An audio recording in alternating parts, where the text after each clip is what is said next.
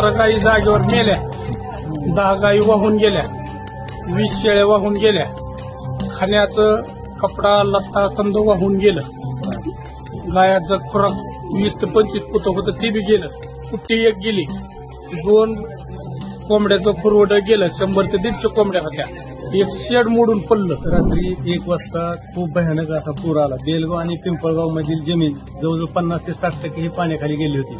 त्याच्यामध्ये सर्वात जास्त विश्वनाथ दाखळे यांचं जे आहे नुकसान न भरून निघणारी इतकी मोठी पोकळी निर्माण झाली आहे. यामध्ये त्यांच्या 17 गाया जागेवर आता आपल्याला पाहायला मिळते. 17 गाया जागेवरती मेल्या आहेत, 10 गाया त्यांच्या वाहून गेल्या आहेत, त्याच्यामध्ये 15 वासरं गेले आहेत, शेळ्या 20 गेल्या आहेत, 100 कोंबड्या जवळजवळ गेलेल्या आहेत. या ठिकाणी बाद त्यांचे लोळलेले आहेत आणि या ठिकाणी त्यांचं शेड असेल, जीवनावश्यक वस्तू असतील ते रात्री सगळ्या वाहून गेलेल्या आहेत.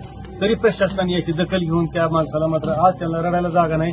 संपूर्ण कुटुंब या ठिकाणी शोकांतिका जशी एखादा माणूस घरातलं गेल्यानंतर घडते त्याप्रमाणे या ठिकाणी घडले आहे. तरी तात्काळ त्यांना मदत करावी शासनाला ही आमची नम्रपणे विनंती आहे. ग्रामपंचायत सदस्य या नात्याने, सरपंच परिषद राज्य संघटक या नात्याने मी आपल्याला आवाहन करत आहे शासनाला. तालुक्यातील बेलगाव पिंपळगाव येथील दाखे या शेतकऱ्याचं अतोनात नुकसान झालं असून त्यांचं कमीत कमी 30 ते 35 लाख रुपयाचे नुकसान झाले आहे. सरकारने भूम तालुक्यातील अतोनात झालेल्या नुकसानीचे पंचनामे करून शेतकऱ्यांना तात्काळ मदत मिळवून द्यावी ही शेतकऱ्यांची मागणी आहे.